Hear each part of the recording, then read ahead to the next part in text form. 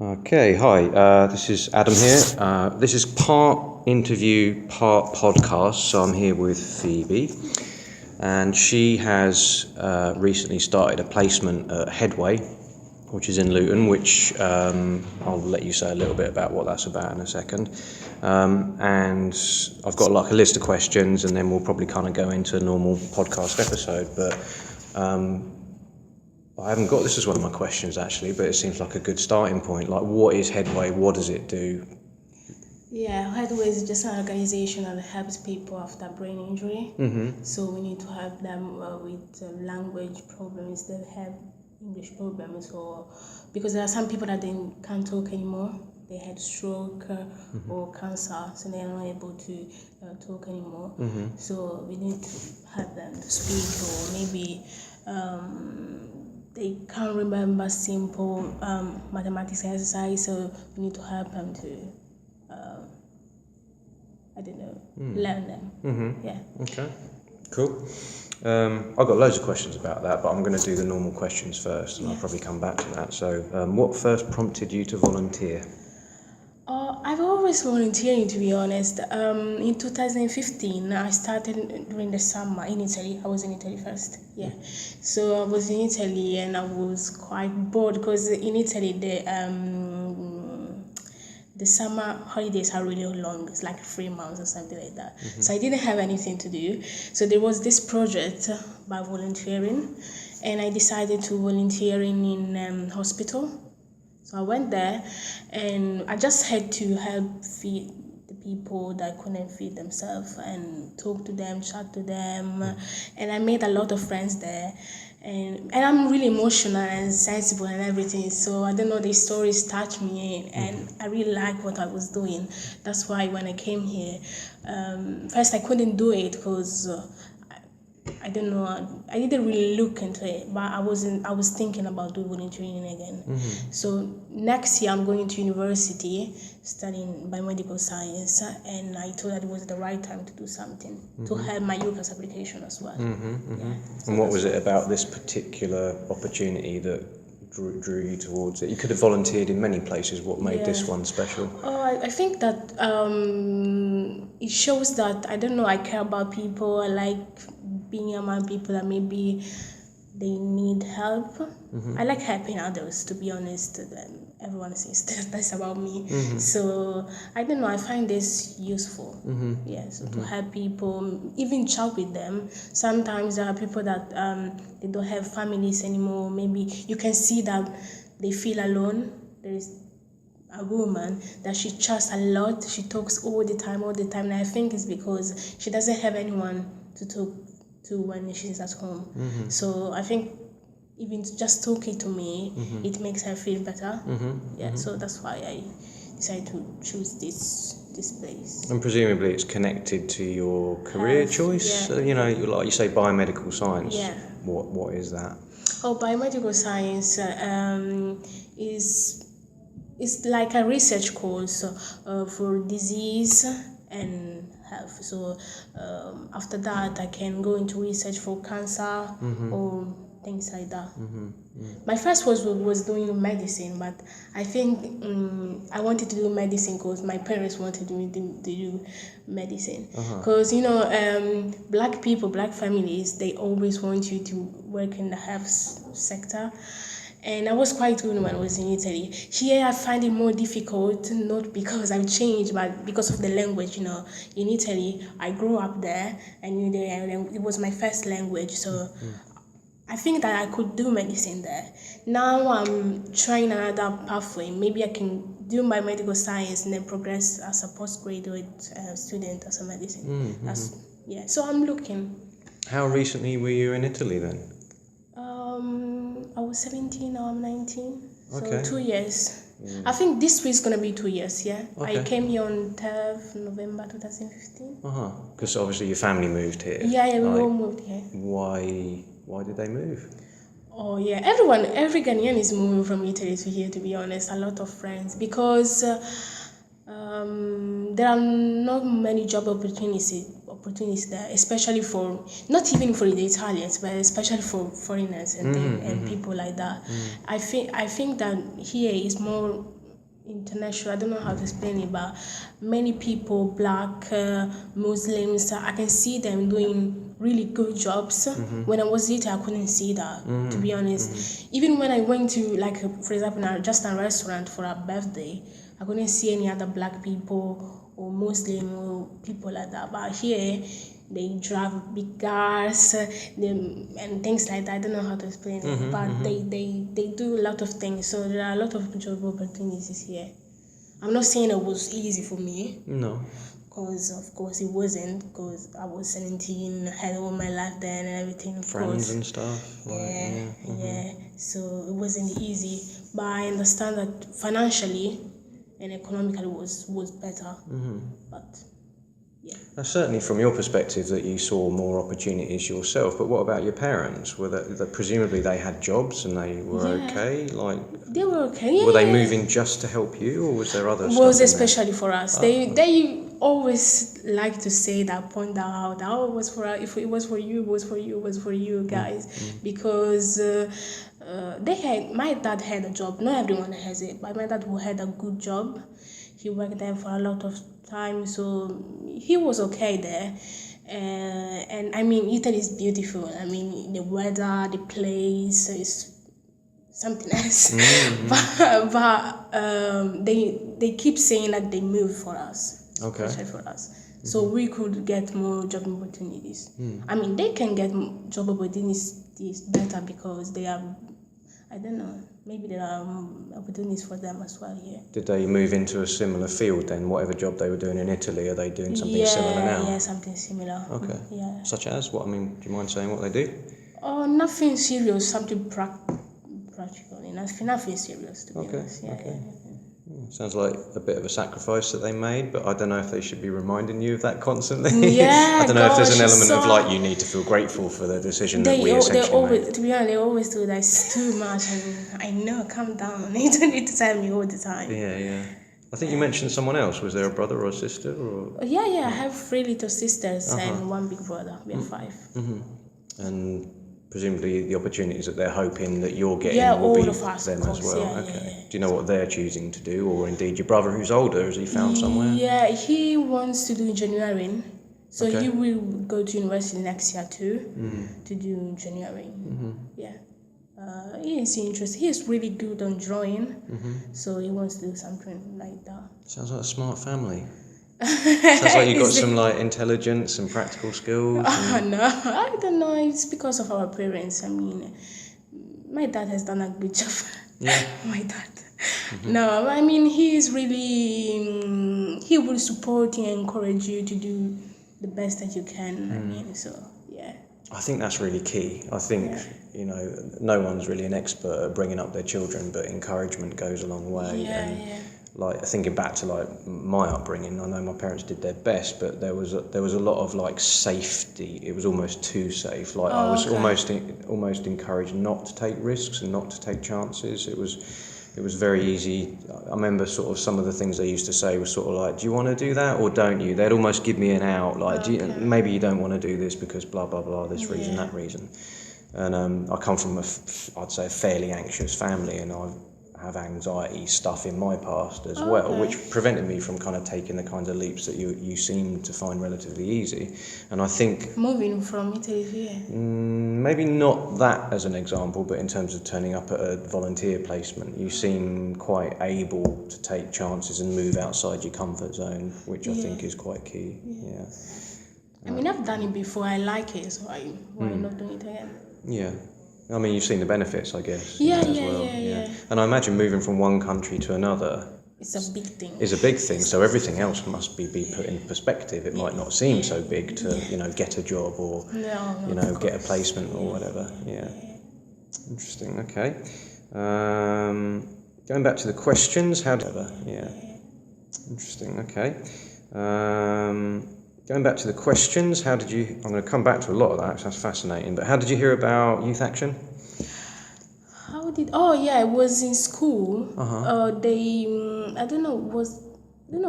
What school did you go to? St. Bedfordshire College. Okay. Yeah, they came there. I think it was you. I remember now, yeah. It was you, yeah. You were sitting there and you gave me one of the your Like membership. leaflets and stuff. Leaflet, Yeah. And I just decided to apply. That's it. Yeah. Cool. Yeah. I was already looking for something, and I had the opportunity, the chance right in front of me. So I said, okay. Yeah, I mean, it's a good example of like right place, right time. Like I've been a bit hesitant to go to Central Beds College, thinking that there wouldn't be much take up, and there wasn't a huge amount, but like, you know, using you as an example, the system really worked. I mean, you got registered with us, we processed your form, and it was not long. It's one of the fastest like placements, and that comes a lot from yourself, because obviously I give you the contact details and you have to have the motivation to follow that up. And some of the things that concern me sometimes is that when we give the contact details to young people, they go, I'll deal with that whenever, and they might put it off a bit. Whereas you seem very proactive. Yeah, I am. I mean, I'm kind of serious of what I'm doing. I mean, if I want something, even if there are many problems, I try to, manage and and solve them. That's why I straight away look for them, call them, made an interview, and that's it. They didn't even call me back, and I keep calling them back. So I was like, you do. I mean, a lot of the charities and organisations out there are obviously very stretched for time, and I think even though they probably realise that having a volunteer would help give them more time after the initial training. Slightly leading on to the next one was like, how was the process of working with us for you? It was really good. As you said first, it worked really well because it was really quick. Because as soon as I send you the email, you straight away gave me an opportunity. So it was really good. And you always offer to call them if they didn't get back to me. So I find that really good as well. And the only thing is the site. Is the website. Okay. Yeah, what I told you downstairs. You know that you can't. For example, last week I forgot to record my hours. Oh, the Inspired on the day. About. Yeah. I did it this morning. Yeah. Just writing. On the 25th of October, and I write down in the. You know that there is a section that you can write what you did. Yes. So I just wrote on the 25th of October. I did this and this and this. Okay. Maybe we just need to change that. Maybe so we can. You can record every time. The day. I don't know if you get what I mean. Yeah, I do. I suppose that's considered to be like this more detail. It sounds like that's something that you would want. You would want like on this date, like almost like a diary kind of thing by the sound of it. Whereas I think the website is set up to kind of make that very, very easy, which is that once you set up your like opportunity, they want to just say like add your hours. I think I say they because they're not like us. They are separate from us, but we kind of use V Inspired as a service to kind of help you get your certificates when you do your volunteering. It's the one few way that you can get accredited stuff, and it's obviously nationally recognised. And I certainly feed that back, but I can see in their minds they want to remove as many barriers as possible. Because some people might be like, oh, I've got to do like I did this on this day. They want to go like, okay, I add hours, but a bit later on, you will have the opportunity to put more detail in, because when you apply for your certificate, it asks you all of that stuff. It asks you what you gained from your experience, the kinds of things that you did. So I would say, don't worry about that, because the detail will come a little bit later on. What made you pick this volunteering placement? I guess we've covered that, because it links to your future career. And I think I suggested it, actually. You did suggest it. Quite often, like if a young person says on their form that they've got a particular interest in something, I will usually look at where their location is and like what's around, and then make suggestions from there. And I think that any time the word medical or nursing or whatever is in there, I suggest Headway, because it is one of the few, I'd say, medical related ones. You've got Headway in Luton, which is the south of the county, and then you've got Headway in Bedford, which is the north. So ideally we've got our bases covered with that in terms of how they can get around, but also there's hospices dotted around as well, so there are other kind of opportunities there as well. But I suggested this one because I thought it'd be really good for you. And it is, it's good. It's a well-established it is organisation, and it does a lot of good work. And what does your volunteering involve? What's a kind of average day? Or, just when people come in, I just need to chat with them, ask them if they want some drink, a cup of tea or a cup of coffee. If they want, I need to make them and chat with them basically. And there are some people that have particular tasks to do. So if that person is in, and for example, there is this man that, as I told you first, he can't speak anymore. So, for example, I need to show him some pictures, and he needs to try and say the word. He can't spell really properly the word. So, I don't know, I need to show him a picture of a phone. He needs to try to say phone. If he can't, I need to help him to say that. Or I need to show him some, I don't know, words on some papers, and he needs to try to read. Yeah, that's what I did last week. When I visited other Headways, it seemed to be about like trying to make those connections in the brain again, sort of thing. Yeah, with different exercise, and that's what they basically try to do. Quite psychological. Right? Okay, cool. A lot of crosswords. They do a lot of crosswords.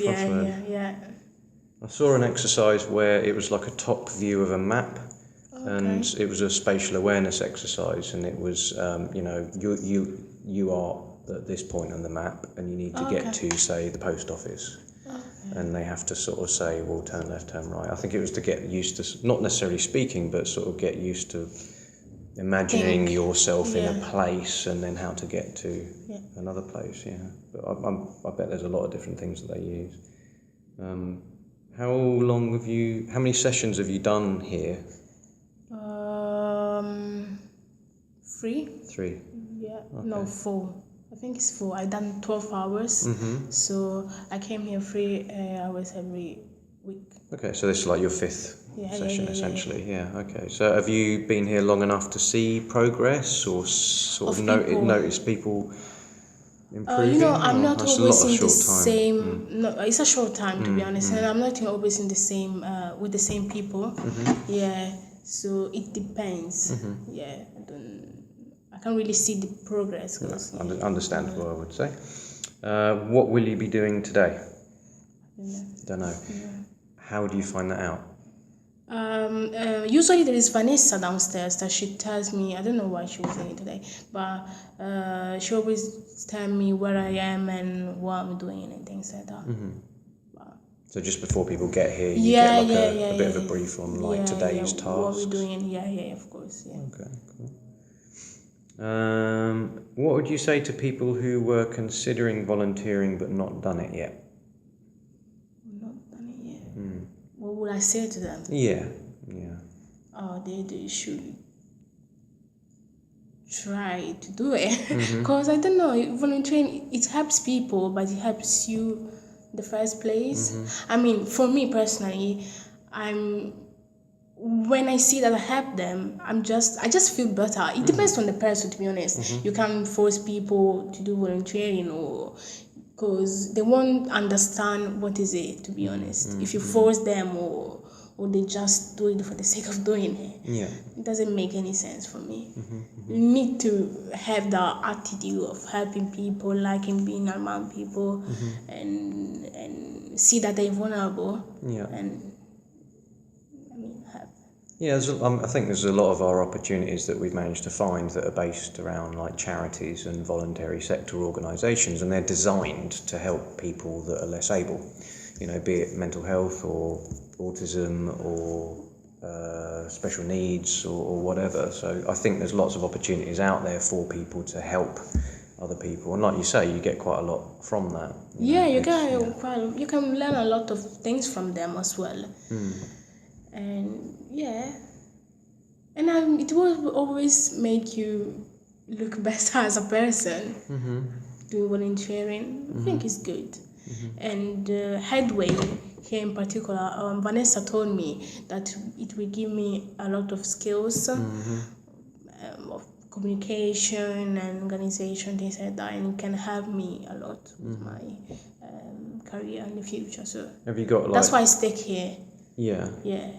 Have you got a plan like for how long you're gonna be here? Is there a limit? I think I will. No, I think I will do it for a while. Yeah. It's just 3 hours in the week, so I think I can manage just fine. What does the rest of your week look like? Are you studying or? Yeah, I do study. I'm going to college full time, and I'm also looking for a job now. Yeah, so stressful. So stressful. Looking for a job. Yeah, looking for a job, interviews and everything. Yeah, so I haven't got a job there yet. So when I get the job, it will be more busy. But I want to do the volunteering. I will try not to move or anything. Like, is there any job opportunities here? Do you know? I would like to work as a pharmacy dispenser.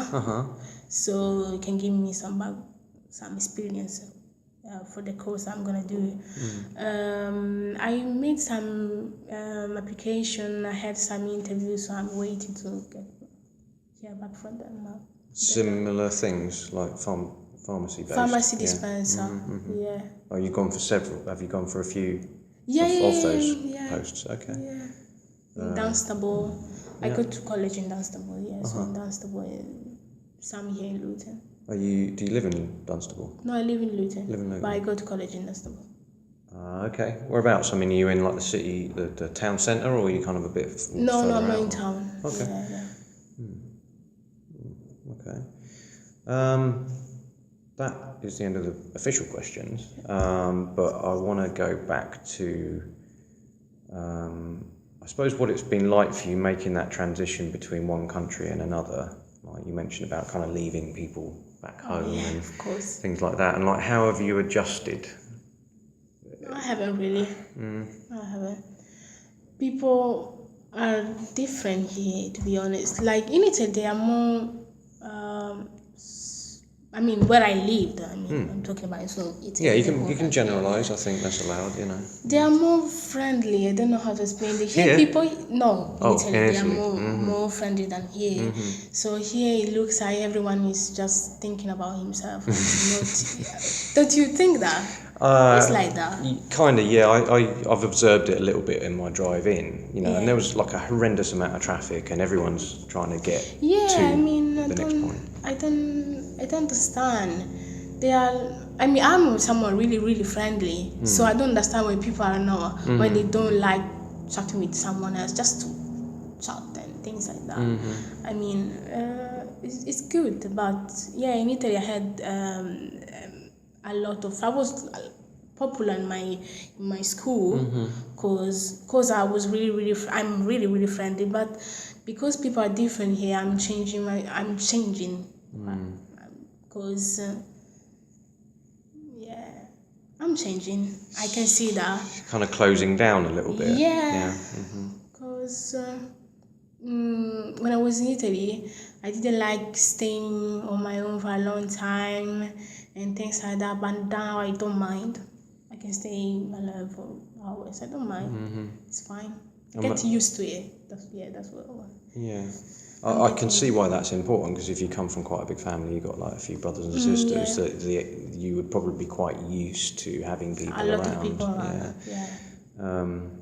And I mean, have you got any friends? Like, have you got any college friends or like friends, connected with people? I have friends but I still can see the difference, because in Italy, a friend is someone like you will see the person after school, you can go out and go to birthdays, things like that. Here is different because you don't see the people after college. When if you meet the people, I mean, I don't know, in town, you say, oh, hi, hello, Phoebe, I miss you, things like that. But it's fake, because if you miss it, why you didn't look for me or things like that?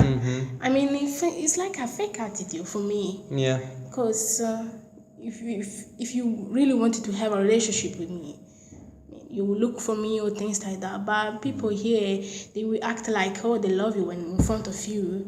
But as soon as you go home and things like that, it's like they forget or something. Yeah. That's how I see it. I wonder if like part of that is because it's a bit of a risk to ask somebody, say, for a number or whatever. I think these days it might be considered. I'm talking about my class Yeah. mates, so I know them. We have everyone's number. You I do? don't know. Okay.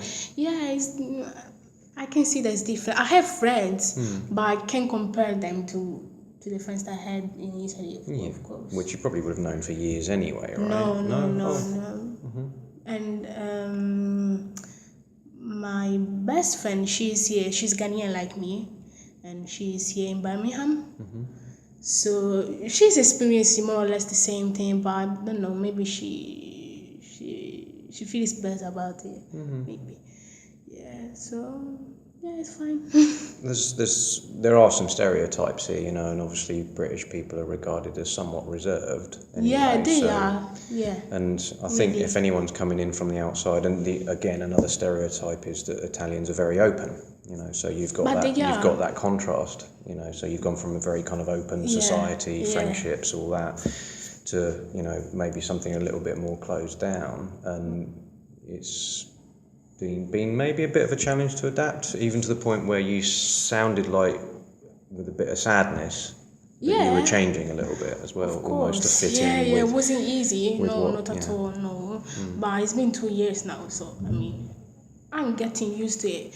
But I don't know if I would still. I mean, I didn't have the choice, of course. I didn't have just if I wanted to move here, of course. But I think I don't know if I would have moved. Okay. Maybe I would have moved later after I finished my degree in Italy. I don't know. Maybe later, but not at 17. It's quite a lot of what ifs as well. Like you don't know if by staying in Italy you would have had any similar opportunities. It sounded like it was quite competitive in terms of jobs. Yeah, it is. That's true. That's what I'm saying. Maybe after the degree, I will move here to find a job or something. But I can see you visiting Italy. I can see you going back. I went back on July. Yeah, okay. Yeah, it was good. Just to get a dose of normality. What is your normal there as well? I imagine the weather's lovely there as well. God, no, it was too hot. Yeah, it was too hot. It was too much. No. Middle of summer, obviously. Yeah, it's going to be super July hot. was too much. No. So, in terms of like making friendships, I've got like a few theories about that and like how do people do it in this kind of modern age at the minute. I think about like my friendships, and there's maybe 2 that have like endured over the years that I had at school.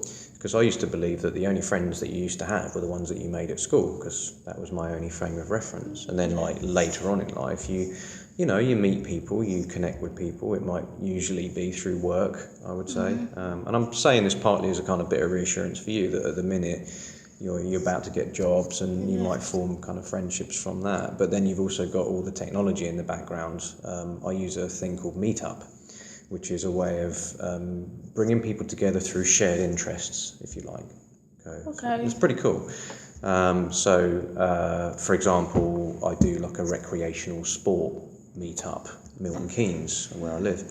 Then you meet with the other people. You do, yeah. Okay. And you sort of put somebody is taking responsibility for the event. So someone would put up online, this is where we meet, this is what time, this is the location. And then if you want to register with the actual website, you can make comments and ask questions and things like that. And then for the most part, you just go along and there you are with a shared interest. So a lot of the nerves aren't really there because you've already got an interest in a certain subject and that becomes your starting point. A lot of the people have anxiety about talking because they don't really know where to start, but because you've got quite a nice starting point, I've found that really useful. Another thing was the subject I'm studying now. I mean, I like science, I do. But in Italy, I was studying something as I was studying Greek language, Latin language, philosophy, history, this type. I was studying mathematics and biology, chemistry, physics, all that. Because the structure of the school is totally different. Yeah. So you study a lot of subjects until you are 19, and then you go to university. It's not like here that when you get to 16, you just need to pick 2 or 3 subjects. Yeah. So there you go after primary school that finish as 10. Then from 10 to 14 you go to middle school, and then from 14 to 19 you go to I won't call it high school, but it's like high school where you study a lot of subjects. So my school was really, really difficult because after that I could have gone to a lot of fields. I could have gone to scientific or become a lawyer or things like that. I was thinking when I was in Italy, I wanted to become a lawyer because I'm really sensitive and emotional and everything. When we're talking about this or discussing about something, every time I was like, I feel touched about that topic. So I just stand out and say what I think and things like that. So everyone was saying that I could become a lawyer, but of course my parents wouldn't allow me to do that because they would say that it's already difficult to get a job in Italy, and no one will hire a black lawyer or woman or things like that. So that's what they were saying. Yeah. But I think it was quite true because it's difficult. It was really difficult there. And even here they said that it's not a good. I won't find anything anyways here. That's what they said. So should go to care and things. I mean, I like it. There are 2 things that I like. I definitely do. But yeah, I don't know. It's just like the thing that I don't like to be, because of my attitude, I don't like to be forced to do something. Yeah. So that's why maybe I thought about you can become a lawyer for a while. Because I always feel like about the medicine, I always feel like my parents wanted me to do that. But at the end of the day, I like it. But I always have this thing that they want me to do that. They want me to do that. I don't like that because I don't want people to tell me what to do. Yeah, and that sounds like a bit of a conflict as well, because we started off by talking about how important it is for parents to encourage. Yeah. But at the same time, they also hindered you somewhat towards what sounded like your initial plan, your passion, if you like, initially. So, I mean, that sounds quite difficult because you kind of. I'm not saying that you're not liking the thing that you're going towards. It'd be great. It'd probably be a great career. But there's some. Like it. I mean, I come across it before. Like when I did like a presentation, and I spoke to a young lad who. His mum was with him, and she was saying, you know, what sort of stuff have you got around business, let's say. I can't remember exactly what it was, but it was business. And he was asking about business, and I kind of answered a few questions, and we carried on talking. It turns out that he wants to be an actor. Okay. He would love to be an actor, but his mum doesn't want him to be an actor because she doesn't believe that there's any money in it. Yeah, that's what parents think. Yeah, I mean, I struggle with that a little bit because I think, shouldn't you be nurturing and encouraging your children with what they want to do as a choice without alarming them or preventing them from a career that might actually be the thing they want to do? And I noticed that the guy was obviously quite a creative person, and I think that he needed to be in a creative endeavour, and I didn't regard business as terribly creative. It was a bit more prescriptive, I'd say, you know. Yeah. But I would hate business. It's so boring. Yeah. Do you? I mean, I don't know if there's any crossover as well. That you go into kind of biomedical science. There's always going to be a legal framework for that. What do you mean? I don't know. I wonder if there's a way of joining those two things up. You know? Yeah. I mean, I think I will live it. I mean, it doesn't bother me that much anymore. But yeah, I don't know. Maybe I wanted to do it because my friends and people around me was telling me that I would have done a good job, and I could even say, but I don't know. Maybe in Italy I could have done it because of the language, just because of that. I wouldn't feel confident doing it here, to be honest. Italian is my first language, so I would feel confident and everything doing that, but not here. Did you learn English while you were in Italy? Like, is it like a school subject? Yeah, I it's mean, a school like, subject. okay. Yeah, it is. You're super fluent. I mean, I'm trying. It's a subject, compulsory. Yeah, so everyone needs to study English until 19. Yeah. Do you talk Italian when you're in the home? Yeah, we do. Okay. We do. Yeah. It's good to kind of keep practicing it, I suppose. Yeah, no, I don't want to lose Italian language. No, obviously no, I don't want. Beautiful language, why not? You know, it's regarded as like an attractive language. Yeah, it's like it a is. really, like, it's got a nice flow to it. Yeah. I was interested in like what you were saying about the huge amount of subjects that you study between 14 and 19. It's not huge. It's huge for I you. felt envious. I felt envious It's of like, huge. you're doing philosophy, you're doing biology. That sounds amazing. Like I just had like a handful of subjects that I didn't really care about. That was another problem with my parents, because they felt like studying Greek language was useless, Latin language was useless. But they were just so interesting, especially Greek. I loved Greek. Greek was the best thing, and with philosophy.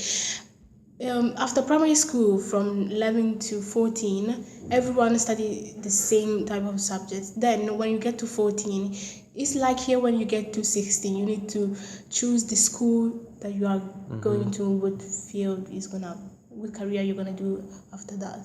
So there are some subjects that everyone needs to do, like maths, English, Italian course, history, and English. I said English. Yeah. So there are some subjects that everyone needs to do, and then there are the subjects of that type of school.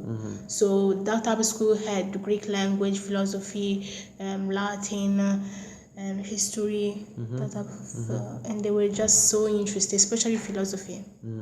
Yeah. So I love it. I just love it. It was interesting. Yeah. You can't compare it to business or things like that. Yeah. So I don't know.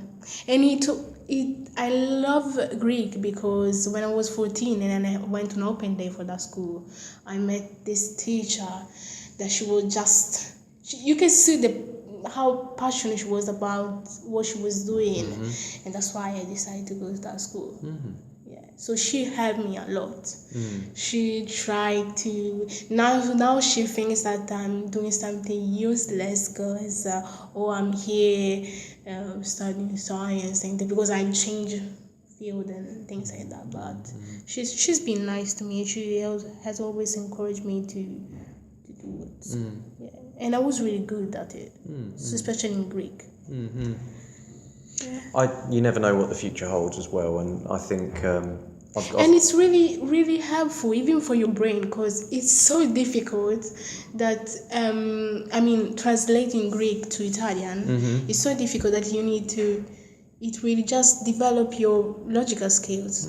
That's why after that you can become a doctor. You can even do law. You can do anything, because it just helps you thinking. That's the thing. That's why I love it. Because I don't know, just use your brain. I love it, and I miss it. I miss that, to be honest. I really miss that subject. Yeah, that's one of the things I really miss of it. It sounds like there's something in problem solving. Like there seems to be in you an interest in all that, particularly where you've got a problem to overcome and you've got to think your way to the solution. I would say, I think that fits with what you're doing here as well in your volunteering. That you're presented with a problem in terms of a client maybe that can't talk, and you're trying to help them negotiate their way back to say normal speaking. I've got a talk to do tomorrow, and it's supposed to be an inspirational talk, and it's based around kind of careers and things like that. And I was picking up on what you were saying about like the decisions that you're making now around your career. And there's a part of me that sort of wants to say, don't worry, like you don't know what the future holds. Like I wanted to be a fireman when I was your age, and that didn't work out. And a lot of my talk is going to be shaped around like the career directions the path almost to this point. Like I'm going to begin by saying I didn't set out to be a youth volunteering worker. But when you like look back at how I got here, it is quite interesting to me anyway, about a decision that I made probably when I was about 22 that set off this path to where I am now. And I know that when I was your age, I was thinking like the career that I choose would be the one that I eventually have, and that is it. You know, that's the career that you have. Yeah.